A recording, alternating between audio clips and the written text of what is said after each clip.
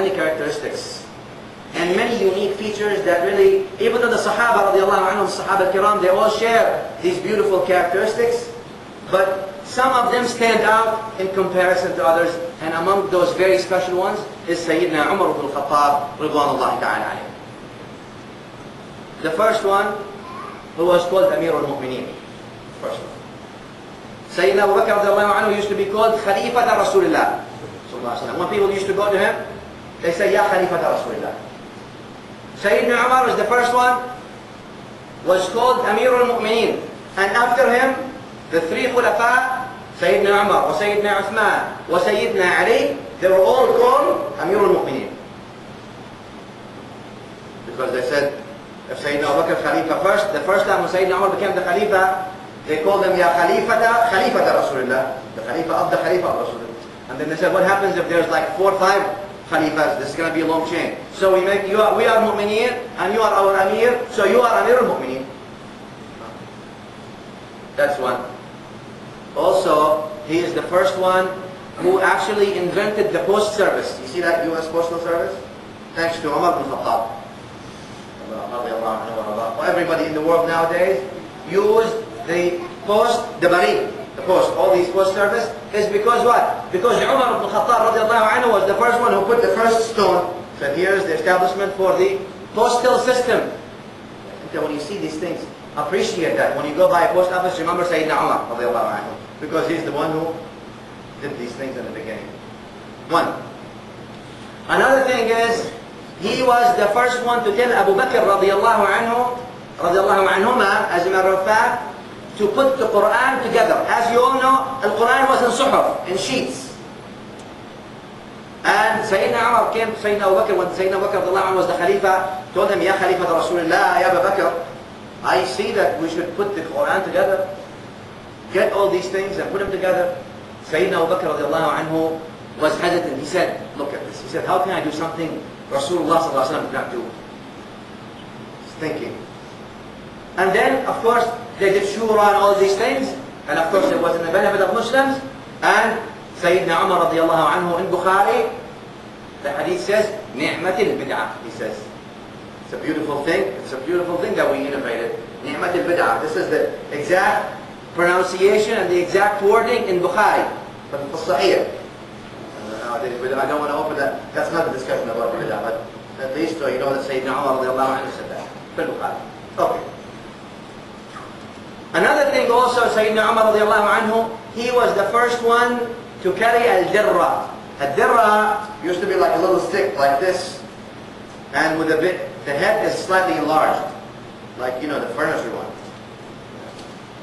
And this dirra, he used to carry it as a treatment method for anyone who is experiencing any problems. Somebody comes to him, Ya Amirul-Mu'minin, I have, you know how these people come up with questions every day. They come with some people, there are two kinds of people. Some people come with questions legitimately, they want to learn. I don't know, what is the hukum for this? Some people, no. They come with questions, they already have something in mind. They don't know, they're ignorant of course. They have something in mind and they want to ask the Shaykh. They see, what does he say? If he says what they like, they say, well, I already knew it, I'm knowledgeable. If he says something they don't like, they go back and they say, look, he doesn't know. Look what he's doing. Sayyidina Umar had a treatment for these kinds of people. What's his treatment? Ad-dirra. Boom! On his head. One time a man came to him, said, Ya Amirul-Mu'minin, Subayr, his name is Subayr. Subayr, in Medina. Said, Ya Amirul-Mu'minin, Ar-Rahman ala al-Arsh istawa. Kayfa istawa? Al-ayah, Ar-Rahman, al-Arsh istawa. Of course, this ayah is among the ayahs that have many meanings. It doesn't mean sit like some people, like kuffar believe, but kuffar only believes that Allah sits, but iyadu billah ta'ala. Istawa as he said. In the meaning, he willed. He said, this is what you want to know? Sayyidina Umar, I said, you want to know what does that mean? He said, yeah. He said, come here. Took the dirra on his head, kept beating him on his head till the blood came out. He said, Ya Amirul-Mu'minin, if you're trying to kill me, keep going. If you want to give me the answer, I already got the answer. Your point is very clear. I have no doubt in my mind. Because some people, this is the only way. Some people, this is the only way they understand. Right. That's the number one. Now, the way of Islam, Sayyidina Umar, and really this is beautiful, because you have to know, Sayyidina Umar was among those, of course, if you know, Sayyidina Umar, the physical characteristics, big man, very big boned, tall, and bold. And towards his end of life, bold. Beard, black. He was the light-colored Arab. Arabs, you have light-colored Arabs. Light. Yani versus Shuf, Sayyidina Al-Baqer also was light-colored, slightly, compared to the Arab. While Sayyidina Ali was dark-colored Arab. Radiallahu anhum ajma'in. Anyway, so of course Sayyidina Uthman was the lightest. Sayyidina Uthman radiallahu anhu was the lightest. Bani Umayyah usually are light, very light. Not from Bani Umayyah, they're light. Okay. Now, what happened, Sayyidina Umar, before he became Muslim, he was called for a meeting by Quraysh. Quraysh called for a special congressional setting and meeting. And they said, this Muhammad ibn Abdillah, sallallahu alayhi wa sallam, there's a problem, he's getting out of hand. We have been trying to assassinate him, kill him, send him somebody, it's not working. What do we do? Of course, the meeting was held in the Congress, and the Congress of Quraysh is called what? Darun-Nadwa. Darun-Nadwa. Darun-Nadwa, that's the Congress of Quraysh. And also, like I said before, and I'll say again, there were female representations at that time in Quraysh, in Makkah. Hamad al-Hatab, Jamil. The wife of Abu Lahab was permanent member, always. Elected every 4 years. Always there. And also Hind bint Utbah, the wife of Abu Sufyan, was always there. Abu Jahl, Abu Lahab, Abu Sufyan, and many people who were always the prominent leaders of Kufr at that time in Mecca. They were the prominent members, and they will make decisions that affect the entire tribe of Quraysh. And everything. And remember, Mecca at that time was a place where pilgrims used to go and what? And they do pilgrimage.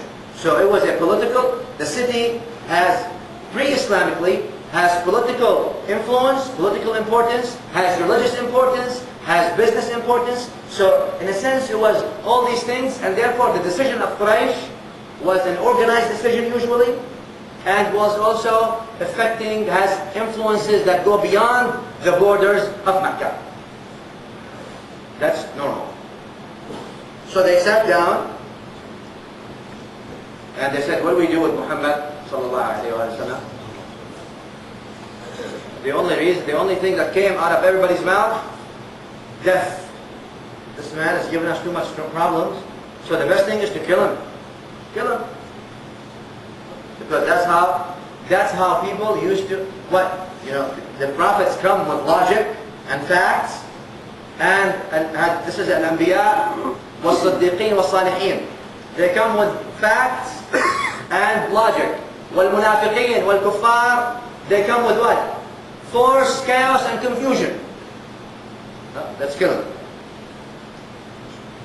Oh, that's usual. Don't think, the reason Allah subhanahu wa ta'ala tells us all these things from Quran Kareem, not because they come and go. Wallahi, history always repeats itself everywhere. The same thing, just the faces change and the names change, but the same characters, the same people, the same things.